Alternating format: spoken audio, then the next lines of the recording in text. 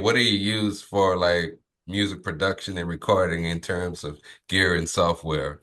Yeah, it's funny because you were talking about the shift, towards digital music production, and how it enabled you to produce more. And for me, I grew up with that. So I started producing on a little computer with like a not so legal version of Cubase.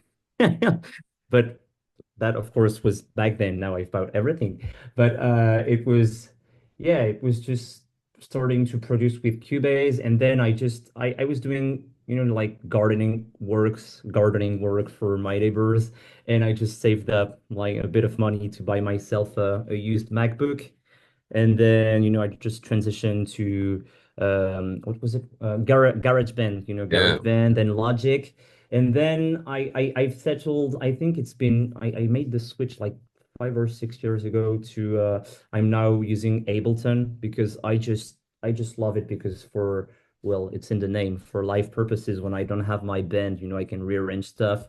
And I really like that DAW. It's like really the centerpiece of my recording process because it really is like an instrument when you have all the algorithm, all the Max for Live devices, all these little additions that you have around the software itself that I love it a lot.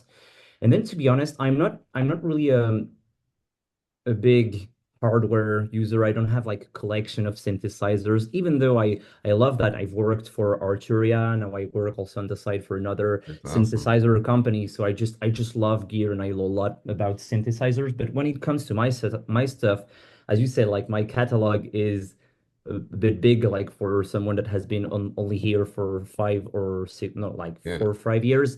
It's just that I like stuff to be snappy. I like improvising, on the structures of songs, on how I treat samples. I never have like templates or set processes, but for the gear that I have, I want to have stuff that I know like the back of my hand and that I can, twist, use.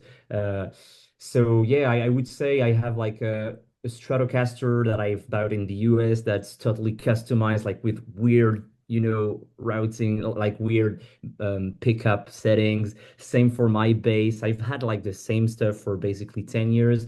I have a Nord stage that I love because it's a beast. Like it's very efficient when you want to produce with it. So, just I'm not I'm when I'm recording for my vocals, I go to studios, so I don't have that many microphones either. So, Yeah. it's a lot of in the box stuff. I do a lot of post production. Like when you hear my songs are just like, oh, it sounds like maybe a vocal, but there is something behind it. So I do a lot of post productions. But when it comes to to pre-production and to production, it's fairly simple, like a few VSTs, a few instruments, and yeah, that's it. Oh, just one last thing. Sorry, I forgot. Yeah, I would say that first, the synth part, I do have something that is a bit standing out. It's the synthesizer for the company I work for. It's called the Osmos, and it's very funny because you can go and do like vibratos. You can Okay. play with a lot of different articulations that normally are more like you said that you were a brass player, that are more for people that come from different instrument backgrounds, but you don't necessarily have that many articulations when you're playing the keys.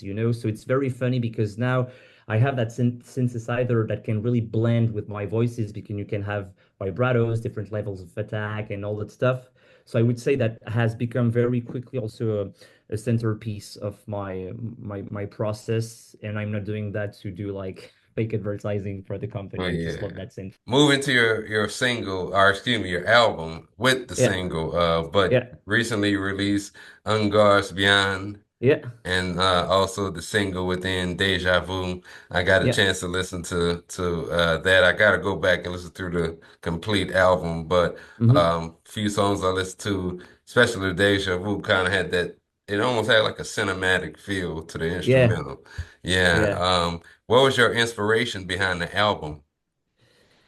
It's funny, but I would say that it's I've switched cities 2 years ago. I moved out from basically, let's say, the French Alps by the Swiss border to the south of France to Marseille, like typical Mediterranean city, very vibrant, very alternative. very chaotic in a good way.